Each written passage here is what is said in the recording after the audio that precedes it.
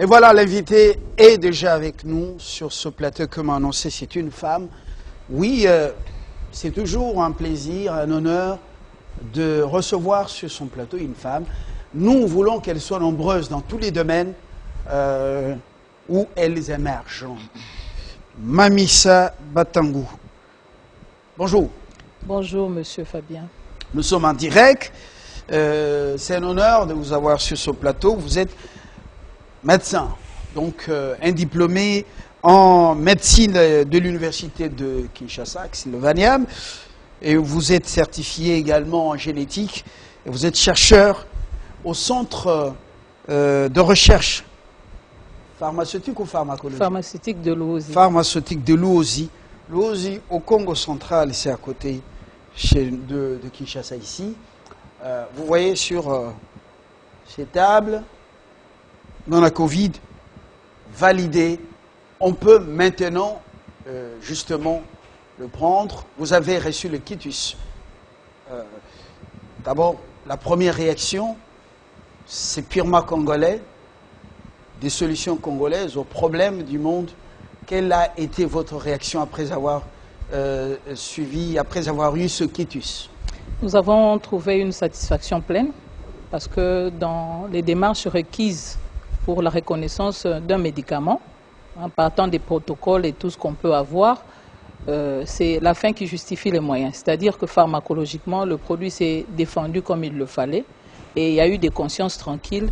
Et voilà comment, en ce jour, le Manacovid se retrouve validé, c'est-à-dire que le Manacovid a reçu, depuis le 24 novembre, l'autorisation de mise sur le marché. Après avoir suivi tout le cursus scientifique normal.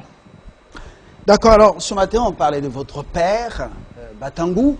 Il a été à l'honneur pendant les 5 questions. On a repris cette interview lorsque le produit a été lancé. Ça a pris du temps là, ça vous donnait des inquiétudes déjà? Non, le temps c'était un temps qui était étalé dans le sens des démarches. Je vous ai parlé au début qu'il y avait toute une procédure à suivre parce que d'abord il faut une autorisation temporaire pour les utilisations, il faut procéder aux différentes assurances au niveau de la SONAS qui protège à la fois les soignants et les soignés. Et en fin de compte, il fallait qu'il y ait une désignation d'un comité d'éthique, le comité d'éthique qui devait faire ses investigations de façon privée pour nous rejoindre dans nos observations cliniques du départ. Parce que nous avons confié ce que nous avons vu et le pharmacien a mis au point le produit dans les normes requises, parce que vous avez tout à l'heure parlé du pharmacien Étienne Flaubert Batangou-Mpessa, qui est maître en analyse pharmaceutique et en contrôle des médicaments, ainsi que pharmacie industrie de l'Université de Montréal, après être passé par l'Université de l'Ovanium de la faculté de pharmacie. Et c'est dans ses compétences d'être en mesure d'élaborer un médicament et dans les normes requises selon son art. Comme on le dit, le pharmacien et le père des pharmaciens, c'est Galien, selon les transformations octroyées par Galien. Et nous voilà au point où, après être passé par les essais cliniques devaient être chapeautés par un comité d'éthique qui a été désigné, reconnu par le ministère de la Santé publique. Il y a les démarches qui devaient être faites. Et en fin de compte, nous avons gardé silence pour voir les résultats que le comité d'éthique était en train de nous présenter après avoir fait les investigations, soigné les patients. Il y a eu des protocoles de volontariat. Donc le patient, on ne peut pas s'imposer, demander au patient de livrer le secret médical, mais il y a des patients volontaires. On a eu pratiquement 300 patients parce qu'on a soigné au-delà, mais il y a 300 patients qui se sont montrés volontaires, qui ont signé ce protocole d'accord qui consiste à étaler les résultats des patients, la démarche ainsi que l'identité du patient, parce que normalement dans la déontologie médicale nous couvrons ça.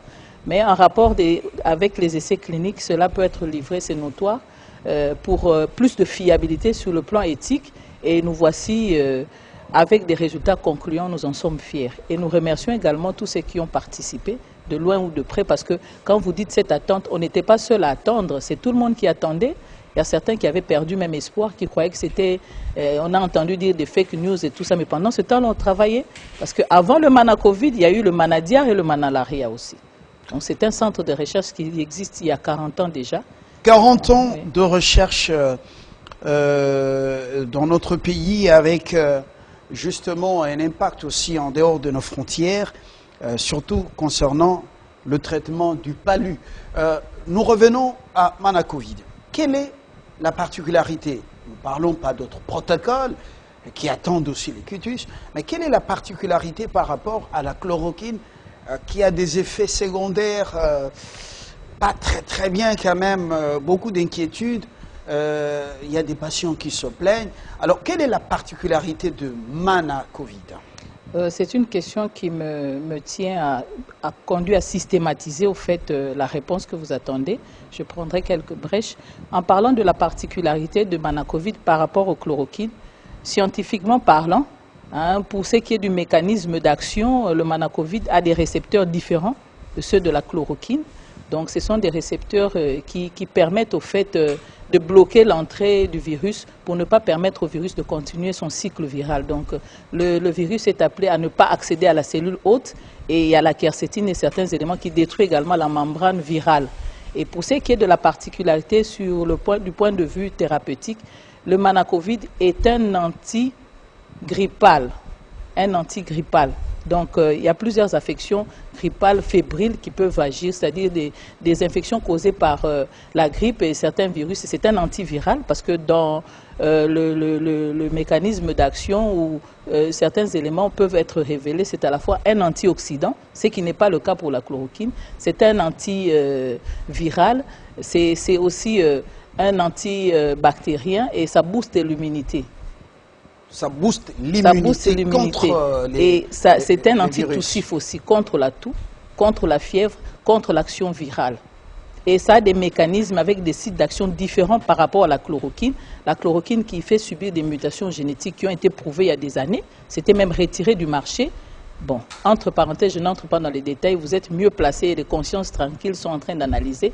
Et il y a beaucoup d'effets secondaires au niveau de la chloroquine, ce qui n'est pas le cas Quels sont, au niveau du Mana-Covid. Pour rafraîchir la mémoire des téléspectateurs, et nous aussi, quels sont les effets secondaires de la chloroquine avant d'arriver à Mana-Covid? Bon, nous parlons du Mana-Covid. Quand vous parlez de la chloroquine, il y a certains patients qui présentent du point de vue de la biodisponibilité parce qu'elle est différente d'un individu à l'autre. C'est-à-dire qu'il y a des prédispositions liées à la disponibilité cellulaire d'un individu à un autre. Oui. Chez certaines personnes, ça a vraiment des effets allergiques. C'est vraiment allergène de par la constitution et c'est un produit synthétique. Vous n'êtes pas sans ignorer les conséquences qui s'étalent à long terme avec les produits synthétiques, ce qui est un danger chez la femme enceinte. Par contre, le Mana-Covid est constitué des extraits naturels, des extraits qui ont déjà été testés à l'avance et nous avons vu en longueur de temps, nous sommes affichés sur le marché depuis très longtemps et dans le monde de la santé scientifique, le Manalaria dont vous avez parlé.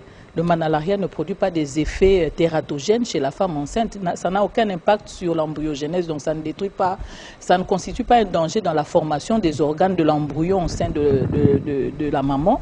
Et le Mana-Covid est naturel, ce qui permet également à la femme enceinte de pouvoir s'en procurer sans pour autant avoir des effets, même au niveau de certains organes génitaux de la femme.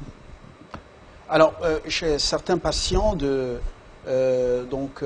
qui souffrent de Covid-19, il y en a qui se plaignent, par exemple, de l'essoufflement, poitrine bloquée, ainsi de suite. Est-ce que ça s'explique Oui, ça s'explique parce cliniquement? Ça s'explique, merci beaucoup, parce que c'est vraiment là où les Romains s'empoignèrent. Vous n'êtes pas sans ignorer aujourd'hui, actuellement, avec l'évolution des recherches, que le corona... Et la plupart des patients placés sous la chloroquine ont ces plaintes-là. Merci beaucoup. On écoute un peu les gens, et surtout quand j'ai annoncé que je vous recevais, j'ai eu assez des réactions sur la toile. Merci. Si vous pouvez me permettre de terminer et d'atterrir pour une bonne compréhension pour ceux qui nous suivent. Dans le Mana-Covid, il y a des éléments, des extraits naturels anti-inflammatoires. Anti-inflammatoires, automatiquement anti-agrégats. Le coronavirus de lui-même n'a pas une réaction au niveau intense sur le plan pulmonaire. Il y a dans le biotope intestinal de l'humain, c'est-à-dire dans la flore intestinale, un germe, une bactérie qui répond au nom du Provetella. Cette Provetella, en similance avec le coronavirus, provoque une réaction de migration au niveau des poumons, des vaisseaux pulmonaires, ce qui entraîne une coagulation, une CIVD, une coagulation intravasculaire disséminée. Et c'est cette coagulation qui est à la base des blocages des différentes voies respiratoires, c'est ce qui trouble, ce qui provoque ces voies respiratoires, d'où le danger pour les respirateurs et les aspirateurs. Par contre, la chloroquine n'a pas des effets anti-inflammatoires. C'est comme ça qu'on associe ça des fois avec un peu d'aspirine, vitamine C. On essaie un peu de voir un peu le tout, chercher un antibiotique d'interférence nucléaire pour agir. Oui. Mais le Manacovid est complet en soi. Et voilà.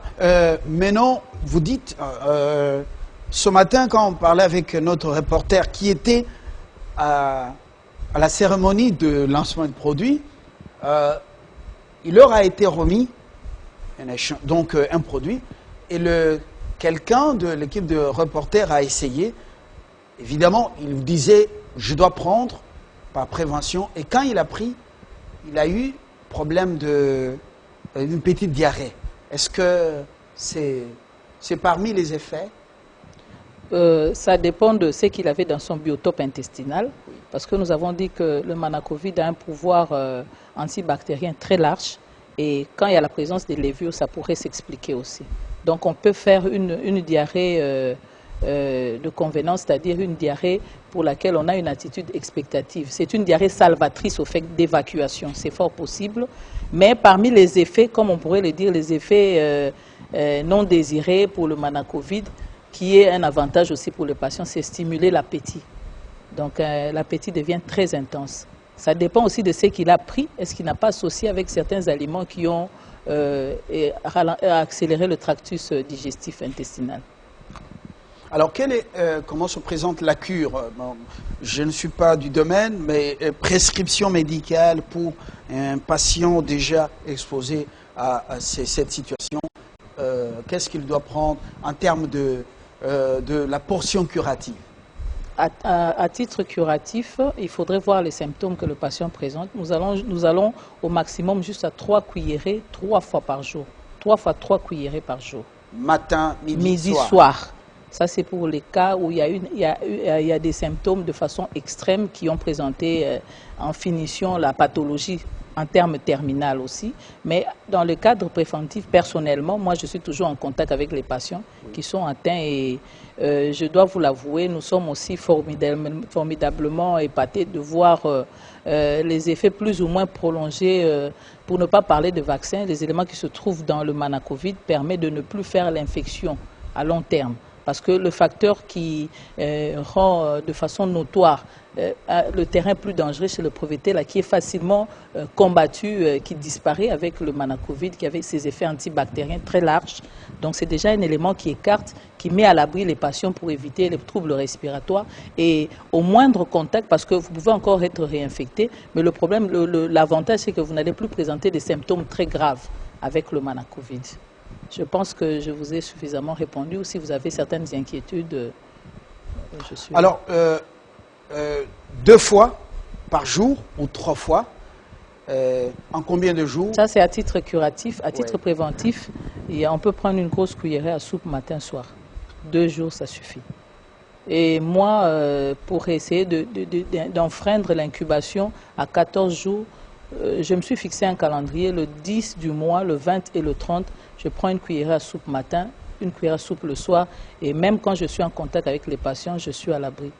Donc la dernière fois que j'ai été infecté du coronavirus, c'était au mois de janvier, j'ai failli y passer, ce sont les éléments qui se trouvent dans le contenu du Manacovid qui m'ont guéri. Je suis allé jusqu'aux troubles respiratoires et me voici devant vous. C'est la preuve même que c'est un produit qui est très efficace. Et pour preuve, dans la prévention, je suis à l'abri. Alors, on parle des 5 jours dans le reportage qui a été réalisé la fois passée par notre rédaction. On parle des 5 jours pour le traitement. Vous confirmez cela? Je confirme 5 jours au maximum. On a eu des cas après 48 heures, des gens qui se sont présentés testés négatifs, qui étaient positifs. 48 heures après, ils se sont retrouvés négatifs. Donc, au bout de 2 à 5 jours, c'est vraiment la guérison confirmée. Il se pose un problème. Le Congolais avec son pouvoir d'achat. Un mot sur ça. Bon, est-ce que vous en avez tenu compte au niveau de votre centre de recherche? Merci. En tant que fils et filles du pays. Nous en avons tenu compte et c'est notre préoccupation. Nous nous y attelons parce que il y a certaines histoires pour lesquelles on ne devrait pas porter un marteau, mais du moins sur le plan scientifique, nous avons fait les essais cliniques sans pour autant être financés et nous atterrissons avec certaines réalités qui sont d'ordre financier. Aujourd'hui, notre préoccupation majeure serait de voir le Manacovid en possession de toutes les souches sociales. C'est ça la préoccupation majeure. Aucun financement, mais nous pensons que les consciences tranquilles qui nous suivent peuvent s'y atteler pour que le produit soit accessible à toutes les souches sociales au niveau de tous les Congolais. Donc c'est ça l'idéal. Oui. Entre-temps, vous y travaillez comment? Parce que vous n'avez pas une subvention de l'État. Est-ce que vous avez déjà toqué à la porte du ministre de la Santé, au comité scientifique, même à la présidence pour que ce produit soit à la portée de tous les Congolais, quel que soit leur statut social? Il fallait d'abord que le produit se défende scientifiquement et pharmacologiquement, parce que le produit, ce n'est pas un médicament, ce n'est pas un facteur de politisation. Donc le produit doit faire ses effets, le produit doit se défendre de lui-même, et voilà, l'aboutissement est concluant. C'est en ce moment que les gens qui nous suivent maintenant, les gens qui savent les personnes concernées, attitrées, et puis les portes auxquelles nous frappons, nous espérons avoir des réactions positives. Alors pour revenir un peu, parce que vous êtes médecin et chercheur, le Manacovid, c'est le fruit de recherche que vous avez amorcé depuis la déclaration de ce virus ou de cette pandémie, ou ça datait depuis longtemps? Une maladie, une pandémie, ce n'est pas comme un habit qui est à la mode. On fait une confection directe, non. Depuis les années 1986, le pharmacien Étienne Flaubert Batang-Mpessa, qui est le promoteur du centre de recherche pharmaceutique de Louose, CERPEL en sigle, avait fait de nombreuses publications sur la quercétine. La quercétine et beaucoup de flavonols qui ont des effets antiviraux. Donc, nous y travaillons déjà et vous n'êtes pas censé ignorer que le coronavirus, ce n'est pas une nouveauté. Depuis 2002, le SRAS s'est présenté en Chine, ça fait 18 ans. Pour les chercheurs avisés, on a toujours une oreille, on a toujours un regard sur les secrets de la mise au point de certains éléments qui peuvent contribuer positivement à la santé, parce que nous sommes des outils de la santé dans notre préoccupation. Quand vous nous appelez chercheurs, c'est qu'il faut avoir les oreilles grandes ouvertes, les yeux ouverts, et le résultat est tel que nous avons vu autrefois. Et ceux qui nous ont précédés, personnellement, un coup de chapeau au pharmacien Étienne Flaubert Batang-Mpessa. C'est vraiment mon mentor. Il a stimulé le sens, le goût de la recherche. C'est aujourd'hui le pharmacien qui met au point le Manacovid. Nous sommes assistants de recherche. En tant que directeur de recherche et président du conseil d'administration, sa préoccupation majeure, c'est toujours de jeter un regard vers tout ce qui tourmente la santé. Et ce n'est pas, peut-être pour vous c'est une nouveauté, mais nous y avons déjà braqué nos yeux depuis toujours sur le coronavirus. Lorsqu'une personne testée positive a suivi le traitement en 5 jours, les résultats séduisants, il reprend et le test, le test pour vérifier s'avère négatif à la fin du traitement. Est-ce qu'elle peut également être un danger public par rapport aux personnes qu'elle côtoie, à son environnement? Est-ce qu'elle peut également retomber, rechuter par exemple? Réchuter avec le Manacovid, jusque-là, nous n'avons pas vu. Quand une personne a respecté sa cure et cette personne est exemptée de la fameuse bactérie intestinale qui constitue un élément péjoratif de la pathologie du Covid-19, ce sont des gens qui sont plus ou moins à l'abri, mais par conscience, nous invitons toujours les personnes à respecter les mesures barrières et ces personnes à essayer de ne pas être un élément de légèreté pour aider les autres à ne pas faire attention à eux. Parce qu'aujourd'hui, on peut bien dire, parler du coronavirus, mais le premier traitement, parler du Manacovid, le premier traitement d'abord, il est comportemental. Il faudrait une certaine prise de conscience. Les gens doivent apprendre à se protéger. Et il y a certaines habitudes que nous devons laisser. Nous voyons des gens qui mangent dans une même assiette. La solidarité africaine, il y a certains éléments qui ne passent pas ailleurs, qui existent ici. Nous devons également innover dans le domaine de la prévention du comportement, chercher à demander aux gens, les mamans qui sont dans des restaurants, malais ou à consort, à bien nettoyer leur cuillère, parce que dans la salive et tout ce que vous voyez, il peut y avoir des particules qui peuvent également être des éléments qui peuvent encore plonger la société dans un danger inouï. Les gens doivent se protéger. Les gens doivent respecter ce que le ministère de la Santé est en train de lancer sur le plan des mesures préventives. Et vous-même, chercheur médecin, votre masque, mon masque est là. Je vous ai dit que je suis toujours en prévention à 10 jours extrêmes pour éviter l'incubation de 14 jours. Voilà. Depuis que j'en ai souffert au mois de janvier, j'ai plus souffert du Covid-19, alors que je suis en contact permanent avec des malades qui toussent aussi. Mais j'ai mon masque. Il faut savoir se protéger. Vaut mieux prévenir que guérir. Mais à titre préventif, le Manacovid que vous voyez a des effets directs sur le virus. Il délabre la membrane cytoplasmique du virus, donc le virus a une difficulté pour continuer à vivre. Il empêche aussi le cycle viral à continuer dans la cellule hôte.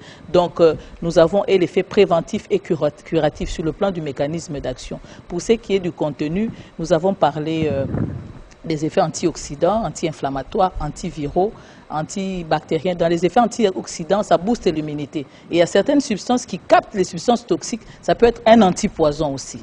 Donc, nous avons entendu parler sur Top Congo, une personne en train de dire « Melaka Manalaria et Bixi ». Non, le Manacovid, c'était un renforcement des éléments. Les antipaludéens, bien sûr, mais quand vous prenez ça sans avoir pris le Manacovid, vous n'êtes pas à l'abri du Prévoté, la bactérie intestinale. Donc, chaque produit a ses effets, chaque produit a sa raison d'être et le Manacovid est là, c'est un produit naturel 100% efficace. Alors, on a fini cette interview. J'ai épuisé pratiquement les préoccupations que j'avais. Vous allez parler, pour clôturer en lingala, vous adresser aux frères et sœurs congolais et à tous ceux qui ont choisi le Congo comme leur seconde patrie. Et au besoin, un contact, c'est très important. Ce n'est pas tous les jours qu'on vous a sur ce plateau, hyper occupé. Regardez cette caméra.